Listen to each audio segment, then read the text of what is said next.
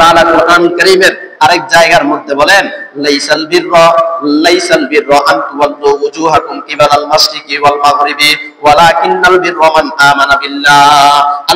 আল্লাহ তাআলা বলেন, ও দুনিয়ার বান্দার বান্দি, যাকাত ও দুনিয়ার বান্দার বান্দি, দুনিয়ার পূর্ব থেকে পশ্চিম পর্যন্ত যা কিছু আছে এই সব কিছুর মধ্যে কোনো কিছুর মধ্যে শূন্য নাই, কোনো কিছুর মধ্যে শূন্যতা নাই। বলে একমাত্র শূন্যতা হইল মান আমানা বিল্লাহ, যারা আল্লাহ তাআলার উপর ঈমান আনে, যারা আল্লাহর উপর ঈমান আনে, ওয়াল ইয়াউমিল আখির, এবং কিয়ামতের উপর ঈমান আনে, ওয়াল ইয়াউমিল আখির, এবং কিয়ামতের উপর ঈমান আনে, ওয়াল মালাইকাতি, এবং ফেরেশতাদের উপর ঈমান আনে, ওয়াল কিতাবি, এবং কিতাব সমূহের আসমানি কিতাব সমূহের উপর ঈমান আনে, ওয়ান নাবিয়িনা, এবং নবীগণদের উপর ঈমান আনে, ওয়া আতাল মালানা হুব্বিহি, এবং মালের মুহাব্বত থাকা সত্ত্বেও, মালের মুহাব্বত, যার কাছে মাল আছে ওই মালের প্রতি মুহাব্বতও আছে, ভালোবাসাও আছে, ওই মালের প্রতি ভরসা মুহাব্বত থাকা সত্ত্বেও, ভালোবাসা থাকা সত্ত্বেও যাওয়িল কুরবা,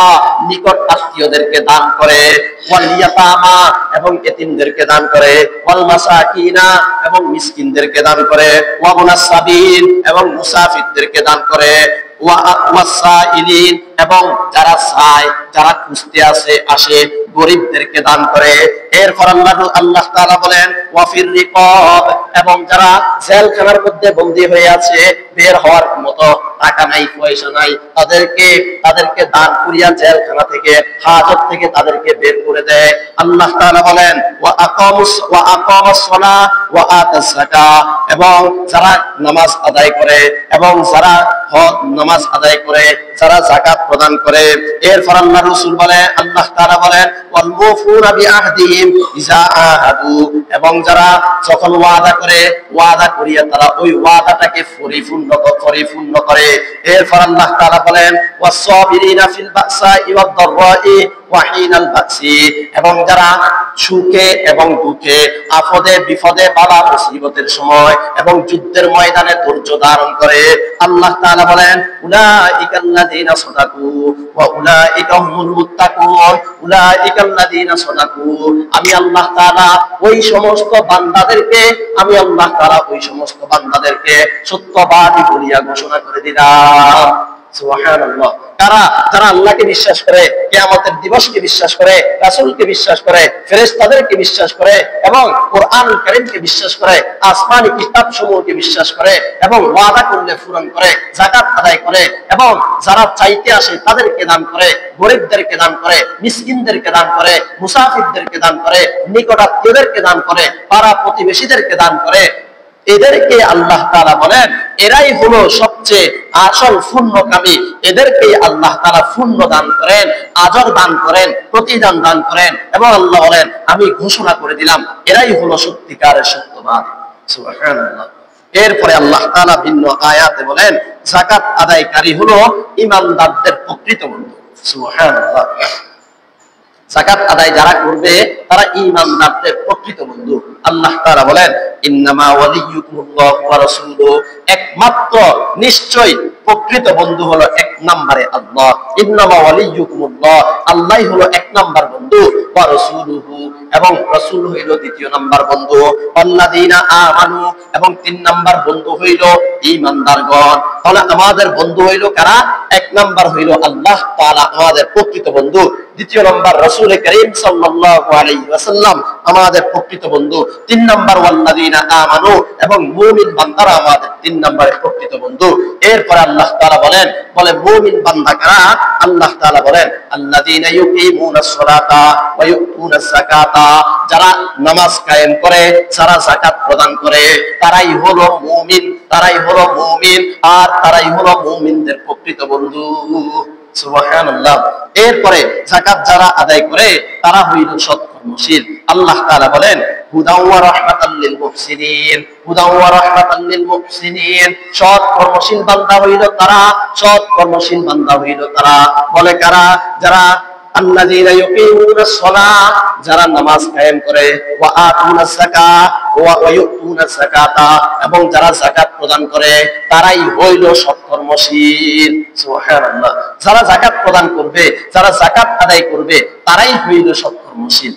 এরপরের আয়াতে আল্লাহ তাআলা বলেন যে আমরা মসজিদে নামাজ পড়তে আসি না, এই মসজিদে নামাজ যা পড়তে আসি এটাকে আমরা আবাদ করি, মসজিদ আবাদ করা বলা হয়। আল্লাহ তাআলা বলেন ইন্নামা ইয়ামুরু মাসাজিদাল্লাহ, মসজিদ, যারা মসজিদকে আবাদ করে, বলে মসজিদ কারা আবাদ করে?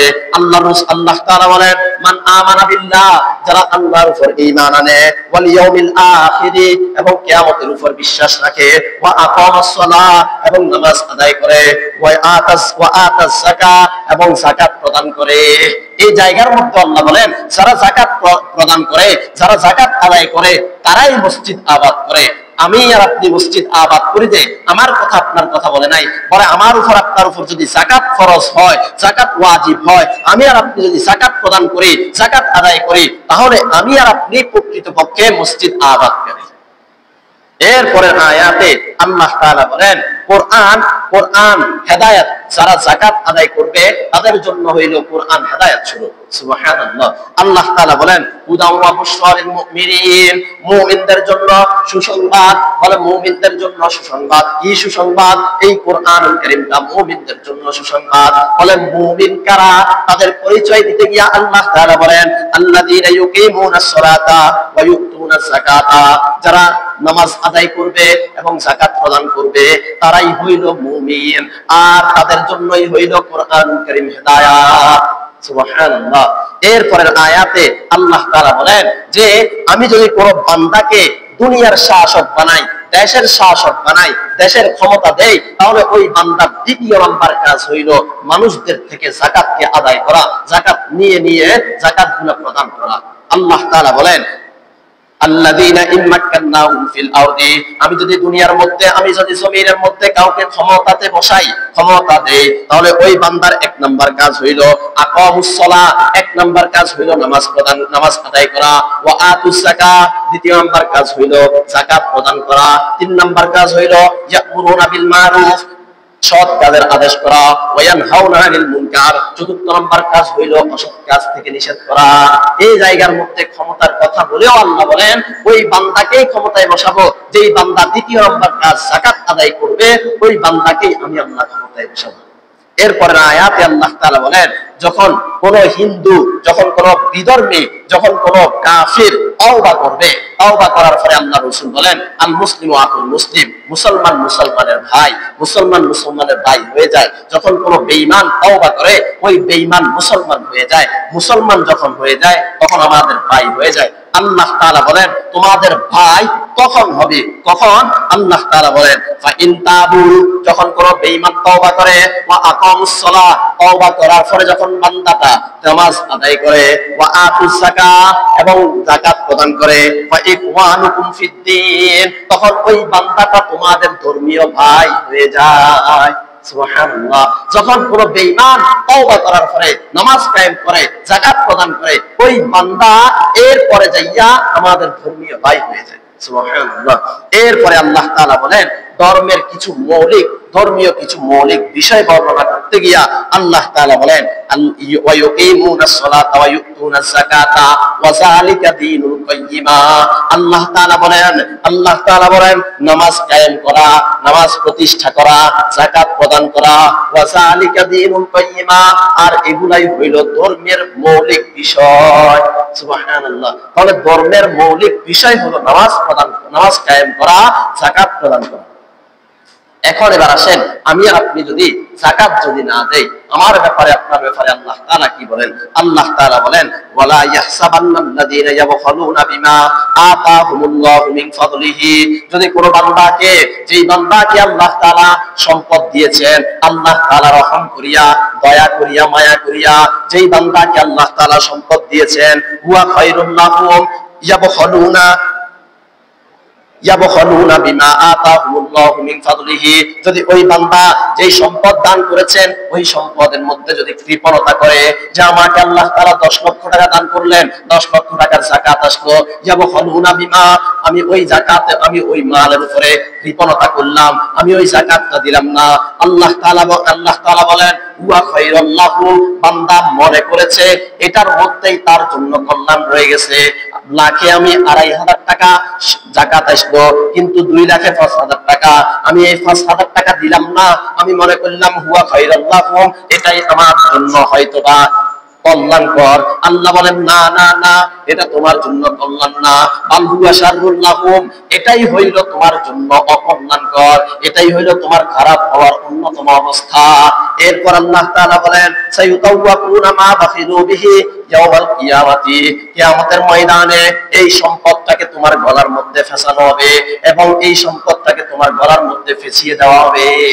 নাউজুবিল্লাহ, যে সম্পদের প্রতি আমি মায়া করিয়া বললাম এই সম্পদ আমি দান করব না, এই সম্পদ আমার কাছে থাকলে হয়তো ভালো হবে, আল্লাহ বলেন এটা তোমার জন্য ভালো হবে না, এটা তোমার জন্য খারাপ হবে এবং কিয়ামতের ময়দানে এটা তোমার গলার মধ্যে ফেঁসিয়ে দেওয়া হবে। এই আয়াতের ব্যাখ্যায় রাসূল করিম সাল্লাল্লাহু আলাইহি ওয়াসাল্লাম বলেন মান আতাহুল্লাহু মালান ফালাম ইউআদ্দি যাকাতাহু, যদি কোনো বান্দাকে আল্লাহ তাআলা সম্পদ দান করেন, ওয়ালাম ইউআদ্দি যাকাতাহু, ওই বান্দা যদি যাকাত প্রদান না করে, যাকাত আদায় না করে, মুসতিলালাহু মালুহু সুজান আকরা, কিয়ামতের ময়দানে ওই বান্দার গলায় ওই বান্দার সম্পদগুলা টেকু সাফ হইয়া ওই বান্দাকে ধ্বংসন করবে। পরে টাকওয়ালা সাফ হইয়া ওই বান্দাকে দংশন করবে। বলে টাক হবে কেন? বলে বিষের কারণে ওই সাপটা টাক হয়ে যাবে, এরপর ওই বান্দাকে আপনার ওই বান্দার গলায় ফেঁচিয়ে ওই বান্দাকে ধ্বংসন করবে। এরপর আল্লাহ রাসূল বলেন লাহু সাবিবাতানে ইউতাওয়াকুহু ইয়াউমাল কিয়ামাতি ইয়াখুযু বিলিহসিমাতাইহি, আল্লাহ রাসূল বলেন ওই দিন ওই বান্দার দুই ছোয়ালে এইভাবে 2 ছোয়ালে গলার মধ্যে সাপটা পেঁচিয়ে 2 ছোয়ালে ওই সাপটা কামড়াবে, আর কামড়াইতে সাপটা বলতে থাকবে আনা মালুকা আনা কানজুকা, আনা মালুকা আনা কানজুকা, আমি হইলাম তোমার সেই সঞ্চিত সম্পদ, আমি হইলাম তোমার সেই সঞ্চিত সম্পদ, যেই সম্পদের উপর যাকাত আসছিল কিন্তু তুমি যাকাত দাও নাই। এই জন্য আমরা যারা বকেয়া যাকাত দেই নাই, পূর্বে আমাদের উপর যাকাত ফরজ ছিল, যাকাত ওয়াজিব ছিল, আমরা যাকাত দেই নাই, তাদের ব্যাপারে আমরা যখন মৃত্যুবরণ করব, তখন মৃত্যুর সময় আমরা তখন বলবো, আল্লাহ তাআলাকে বলবো লাউলা আফারতানি ইলা আজালিন করিব ফাআসাদদাকা ওয়া আকুম মিনাস সালিহিন, ও আল্লাহ আপনি আমাকে আরেকটু সামান্য পরিমাণ সময় দেন, আমাকে আরেকটু সামান্য পরিমাণ সময় দেন, এত তাড়াতাড়ি আমাকে মৃত্যু দান করিয়েন না। ফাআসাদদাকা, আমি দুনিয়াতে যাইয়া আবার সদকা করব, আবার যাকাত আদায় করব, ওয়া আকুম মিনাস সালিহিন, এবং নেককারদের অন্তর্ভুক্ত হয়ে যাব। যারা আমরা যাকাত আদায় করছি না, অতীতেও করি নাই, বর্তমানেও করছি না, ভবিষ্যতেও করার চিন্তা ভাবনা নাই, আল্লাহ তাআলা বলেন কিয়ামত মরণের দিন ওই বান্দা আল্লাহকে বলবে আল্লাহ আমাকে বিন্দু পরিমাণ সময় দেন, একটু সময় দেন, আমি দুনিয়াতে যাব, ফাআসাদদাকা, এবং যাকাত প্রদান করব এবং দান সদকা করব, ওয়া আকুম মিনাস সালিহিন, এবং আল্লাহ আমি নেককারদের অন্তর্ভুক্ত হয়ে যাব, আমাকে বিন্দু পরিমাণ সময় দেন। আল্লাহ তাআলা বলেন ওয়ালা ইউআখিরুল্লাহু নাফসান ইযা জাআ আজালুহা, ইযা জাআ আজালুহা, আল্লাহ তাআলা বলেন ওয়ালা ইউআখিরুল্লাহু নাফসান, লানে তাকিদ ব্যবহার করে বলেন পশ্চিম কালেও তোমাকে সময় দেওয়া হবে না, কখনোই তোমাকে সময় দেওয়া হবে না, যেই মুহূর্তে তোমার উপর মরণ অবধারিত সেই মুহূর্তেই তোমার মরণ হয়ে যাবে। এই জন্য আমরা মালের হিসাব করব, সম্পদের হিসাব করব, আমাদের কাদের উপর যাকাত ওয়াজিব হয়েছে, কাদের উপর যাকাত ফরজ হয়েছে, যাদের উপর যাকাত ফরজ আমরা যাকাতের হিসাব করে দিয়ে দিব। আমাদের মা বোনদের কাছে অনেক সময় দেখা যায় স্বর্ণ পড়ে থাকে, স্বর্ণগুলা যদি 52 তোলা রূপা অথবা 7.5 ভরি স্বর্ণের সমপরিমাণ যদি ওজন হয় বা সেই পরিমাণ যদি হয় তাহলে তার উপর যাকাত আসবে। এখন বলতে পারেন সম্পদ স্বর্ণগুলা ব্যবহার করে, স্বর্ণগুলা ব্যবহার করুক আর না করুক, একদিন করুক অথবা কোনোদিন না করুক, স্বর্ণের উপরে যাকাত আসে। এরপর টাকা যদি জমা থাকে টাকার উপরে যাকাত আসে, ব্যবসায়িক মাল যেগুলো আছে দোকানে ব্যবসার জন্য নিয়েছে সেগুলোর উপর যাকাত আসে, স্বর্ণের উপরে যাকাত আসে, রূপার উপরে যাকাত আসে। আমরা যাকাতের জন্য 1 বছর প্রতিবাহিত হওয়া লাগে। আমার কাছে এই সম্পদ আসছে 7.5 লক্ষ টাকার সম্পদ, 7.5 ভরি স্বর্ণের সম্পদ অথবা 52.5 তোলার উপর পরিমাণ সম্পদ আসছে আজকে থেকে নিয়ে আগামী 1 বছর এই দিন পর্যন্ত অতিবাহিত হতে হবে 1 বছর। মধ্যখান দিয়ে যদি কিছুদিন ছুটে যায় তাহলে আমার উপর যাকাত ওয়াজিব হবে না, ফরজ হবে না। আবার যেই দিন ছুটি আবার যেই দিন আসছে ওই দিন থেকে 1 বছর হিসাব করব। হিসাব করে যদি হয় তাহলে আমরা যাকাত প্রদান করে দেব।